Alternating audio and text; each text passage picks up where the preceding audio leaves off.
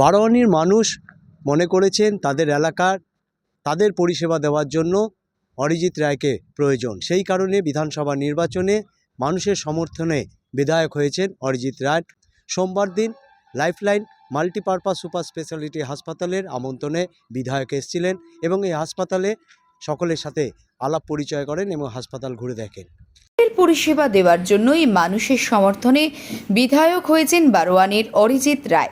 আর পশ্চিম বর্ধমান জেলার অরিজিৎ রায় বিধানসভা এলাকায় রয়েছে লাইফলাইন মাল্টি স্পেশালিস্ট হাসপাতাল। 19 নম্বর জাতীয় সড়কের ধারে লাইফলাইন মাল্টি স্পেশালিস্ট হাসপাতাল তৈরির চিন্তাভাবনা নিয়েছেন হাসপাতাল কর্তৃপক্ষ। দেশের মানুষের পরিষেবা দেওয়ার জন্য, মানুষ যাতে সঠিক পরিষেবা পায় এবং একটা সুস্থ জীবনে থাকতে পারে সেই চিন্তাভাবনা নেই সোমবার লাইফলাইন মাল্টি স্পেশালিস্ট হাসপাতালে আমন্ত্রণে উপস্থিত হন বারোয়ানির বিধায়ক অরিজিৎ রায়। হাসপাতাল কর্তৃপক্ষের সঙ্গে সাক্ষাৎকার করেন এবং হাসপাতালের রোগী আত্মীয়দের সঙ্গেও কথা বলেন এবং সম্পূর্ণ হাসপাতালটি ঘুরেও দেখেন। বিধায়ক অরিজিৎ রায় জানিয়েছেন, অবশ্যই ভালো তো লাগছে।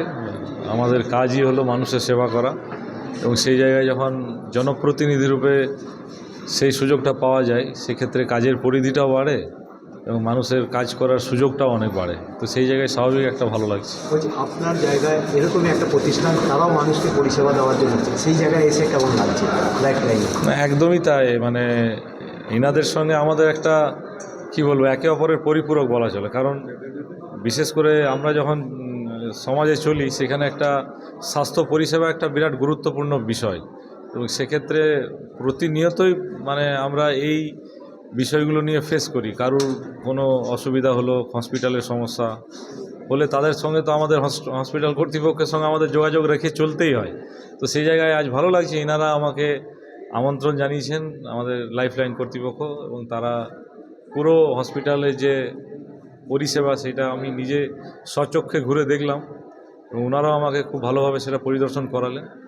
আমিও চাই আগামী দিনে যাতে ওনাদেরও হসপিটাল ভালোভাবে চলে এবং তার সাথে সাথে ওনাদের পরিষেবার সঙ্গে সঙ্গে কিছুটা আমি ওনাদেরকে বলেছি যে সামাজিক পরিষেবায়, সমাজ সেবায় একটু নিজেদের কন্ট্রিবিউশন যাতে থাকে হসপিটালে। ওনারা করেন সিএসআরের বিভিন্ন প্রকল্পে কাজ, তার সাথে সাথেও যেগুলো নিডি পেশেন্ট আছে মানে আর্থিকভাবে খুবই দুর্বল, সেক্ষেত্রে একটু যাতে ওনারা বিবেচনা করে কনসিডারেশনটা রাখে। বাকি ওনাদেরও হসপিটাল চালাতে হয়, ওনাদেরও প্রতিবন্ধকতা থাকে, মানে একটা সামঞ্জস্য বজায় রেখে যাতে চলে এই বিষয়টার উপর নজর দেওয়ার জন্য আমি অনুরোধ করেছি ওনাদের। আজকে আমাদের সাথে আমরা পেলাম মিস্টার অরিজিৎ রায়কে, উনি বারাবণীর বিধায়ক। এর আগেও আমাদের সাথে আমাদের এখানে পদার্পণ করেছেন আমাদের জামুরিয়া ক্ষেত্রের বিধায়ক ডক্টর বিজন মুখার্জিও আমাদের কাছের মধ্যে পেয়েছি ওনাকে এর আগে।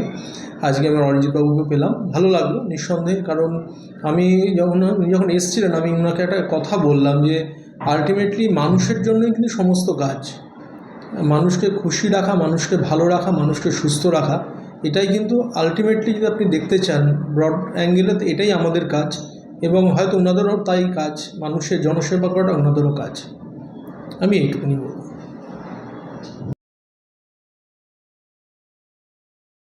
লাইফলাইন মাল্টি স্পেশালিটি হাসপাতালের আমন্ত্রণে বিধায়কের হাসপাতাল পরিদর্শনে স্বাভাবিকভাবেই আনন্দিত হাসপাতালের সকলে। আসানসোল থেকে সুভাষ দাস, সারা বাংলা দর্পণ।